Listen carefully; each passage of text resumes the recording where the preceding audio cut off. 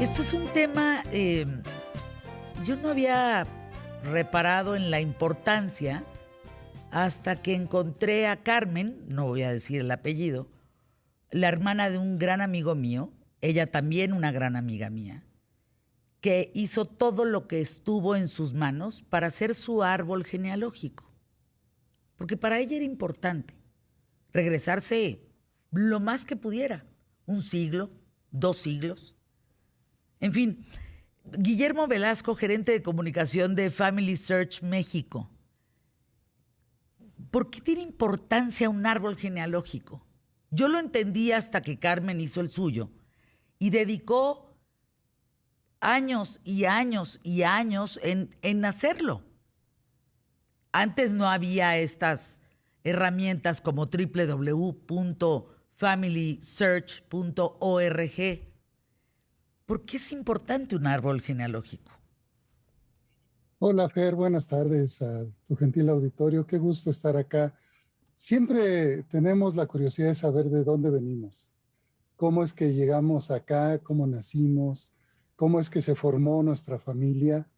Y empieza uno a investigar después de papá, quiénes son los 4 abuelos, quiénes son los 8 bisabuelos, 16 primeros tatarabuelos, 32 segundos tatarabuelos y hasta donde puedas alcanzar.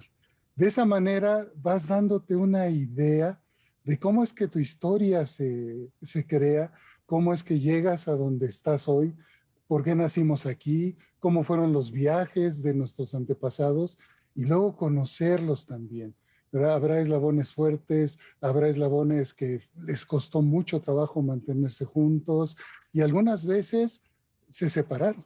¿Verdad? Algunas veces ya no continuó esa familia, pero con todo estamos nosotros acá. Y al ir conociendo todos esos aspectos de estas personas que nos precedieron, te conoces un poquito más a ti mismo. Respondes un poco más la pregunta, ¿por qué estoy aquí? ¿Cómo es que llegué? ¿Cómo es que nací? ¿No? Y el árbol genealógico es una gráfica que te puede ayudar al ir poniendo los datos de cada una de estas personas y así conocer a tus antepasados, ¿no? Eh, Fíjate que no sabría por dónde empezar. A ver, explícanos. ¿Por Ah, dónde empiezas a hacer un árbol genealógico? ¿Cómo sí. se hace?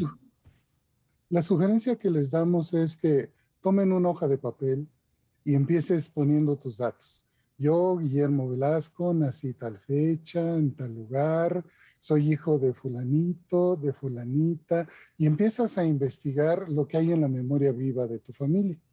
Entrevistar a papá, entrevistar a mamá, preguntarles de sus papás, ya nuestros abuelos, qué tienen de datos, si ellos viven, si tenemos esa fortuna de que el abuelito vive, irlo a entrevistar también e ir anotando, ¿verdad? Todos los datos que nos dé, pues yo nací en Ciudad Valles, San Luis Potosí, más o menos en esta fecha, o pedirle que nos preste un documento para que nosotros lo fotografiemos e ir reuniendo toda la información. Muchos ya al llegar a los bisabuelos, y no te digo tatarabuelos, ya no hay mucha información. Y es cuando plataformas como familysearch.org te pueden ayudar. En Family Search es una organización sin fines de lucro que comparte todos los documentos digitalizados, tanto parroquiales como civiles, de manera gratuita. Entonces, cuando ya llegas en tu investigación a 1930 para atrás, porque de 1930 para acá está protegida la privacidad de los datos, puedes empezar a capturarlos en ese sistema, creando una cuenta, y el sistema, ya cuando llegas a 1930, te empieza a sugerir documentos que coinciden con tus redes familiares. Entonces hay que empezar con la memoria viva, empezando contigo, entrevistar a tus papás, si existen tus abuelitos todavía, las tías. De esa manera vas obteniendo información y vas creando tu árbol en papel.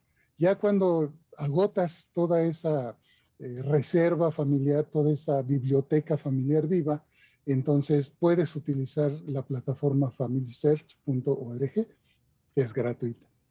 Hay más de 20 compañías en el mundo que hacen tests, de hecho, de ADN para reconstruir árboles Así es. genealógicos. Ancestry es Así, una de ellas, Family Tree, 23andMe, buscadores MyHeritage. como Family Search, como en Heritage. Hay muchos. ¿Por qué surgió este boom, Guillermo? ¿Por qué fue el boom de buscar árboles genealógicos en el mundo entero, eh? Sí, es en el mundo entero. Fíjate que todo empezó con esta idea de saber de dónde vienes y conforme la tecnología se fue desarrollando, también los recursos. Empezamos con papeles, como la foto que tengo detrás, diarios de familias, de personas. Después nos fuimos a digitalizar documentos, perdón, microfilmar, Ujú. todavía el microfilm. Después ya pasamos a digitalizar y empieza entonces a surgir la ciencia del ADN. La gente empezó, Ancestry fue uno de los primeros, empezaron a marcar, ¿verdad? Personas que vivían en ciertos lugares.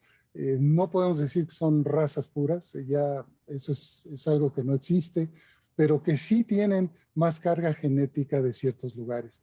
Y al hacerte la prueba, ellos la comparan con esos ejemplos genéticos y te pueden decir de dónde es posible que viene tu genealogía. Conforme ellos refinan su base de datos, refinan también la genealogía. Por ejemplo, en mi caso, soy 54% mexicano de los pueblos originarios, un 40% español y de diferentes, ¿verdad? De diferentes otros lugares, de Europa, incluso de África. Y es muy interesante porque ya puedes ir hacia esos lugares a buscar un Híjole. poco más de tu genealogía. Fíjate, Guillermo, que me recuerda a eso, y esto es bien actual, eso generó una discusión de racismo y clasismo Oh, importante, sí. porque al hacerse este ADN, pues imagínense a alguien que es racista, no sé, contra un árabe, estoy poniendo un ejemplo, alguien de Medio Oriente, cualquiera de estos que viven por ahí, pues. Y entonces Sí, le sí, decían sí, sí. 80% europeo, pero más nativo americano, pero más un porcentaje bien alto de Medio Oriente, y decían, ¿cómo? No, a mí no me digas que mi familia tiene que ver con los negros o con los árabes Exacto. o con...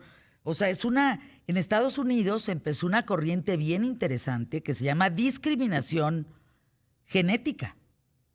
Así. Cuéntanos de eso. Mira, lo que estás platicando es muy interesante, porque de alguna manera todos somos primos, todos somos familiares. Y qué terrible que alguien siga insistiendo que cierta raza es mayor o menor. Eso no lo puedo entender.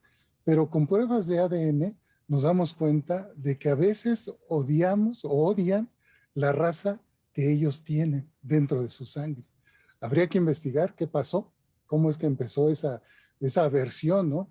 Pero es muy interesante el saber que en nuestras venas corren sangre de mucha gente, Bueno, de eso mucha. empezó y contundentemente te lo digo y te lo comparto, comenzó en la administración de Trump. O sea, tú no Ay, tienes una idea del sí, aumento de pruebas de ADN de grupos supremacistas blancos para decir, ¿de qué me estás hablando? Yo claro que no traigo ni tantita sangre negra, ni tantita...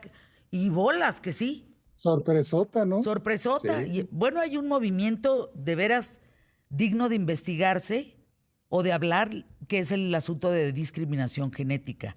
Y mucho de esto, pues en la data que hay hoy en día, que tú nos hablas de los árboles genealógicos, pues ahí evidentemente encuentras de dónde vienes y para dónde vas.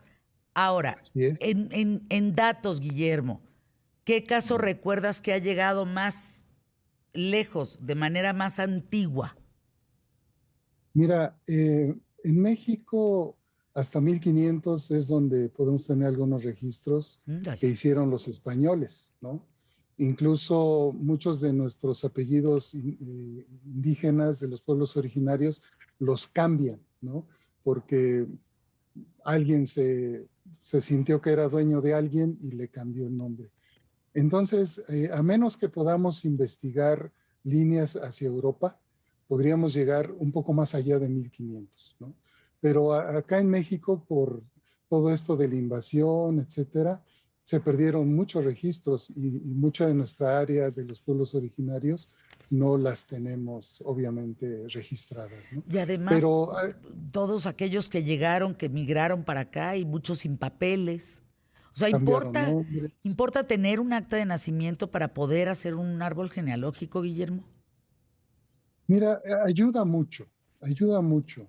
En algunas investigaciones que van más hacia atrás a los 1800, 1700, se ha llegado a encontrar cómo cambian de apellidos, Mm. cómo cambian la escritura, ¿no? Ayer estaba viendo una genealogía de una familia Picasso y lo tenían con doble S y en algunas actas después cambia a Picasso con Z. A veces hay errores al momento en que hablaban, decían, ¿y cómo se llama? Pues me llamo José y su otro apellido, y González, y entonces le ponían y González. Entonces sí hay mucho que investigar, que revisar, pero el acta te ayuda, ¿no? Y generalmente en las actas tienes también a los abuelos, paternos y maternos, y te abre el abanico, ¿no? De posibilidades de seguir investigando. Pero sí, el registro más antiguo que tenemos en Family Search es de 1536. Es un bautismo en Asunción, el Sagrario Metropolitano, aquí de la Ciudad de México. Es el más antiguo que tenemos, 1536. De ahí para atrás ya no tenemos nada, ¿no? Guillermo Velasco, Sí. gracias por estar con nosotros con el tema de árbol genealógico. ¿Cuántos registros tienes para despedirnos? Más o menos, ¿cuántos registros hay? Mira, en México tenemos unos 118 millones Órale. de imágenes digitalizadas. Y cada imagen tiene cierto número de nombres. Hemos de tener unos 600 millones de nombres. Entonces, Fer, yo quisiera invitar también a tu público. Vamos a tener un evento gratuito que se llama expogenealogía.mx y allí va a estar MyHeritage y ellos va a poder el público adquirir pruebas de ADN con el tema que me comentabas hace ratito. Se hacen en un laboratorio mexicano, no sale el material genético de México porque esa es la ley, y entonces las personas pueden conocer un poquito más, ¿no? Y aprender a usar la plataforma de Family Search. Va a haber talleres, va a ser presencial en el World Trade Center o por internet, ¿verdad? Entonces les Pues invitamos, es gratis. gracias por los datos, Guillermo. Te mando un abrazo, muchas gracias.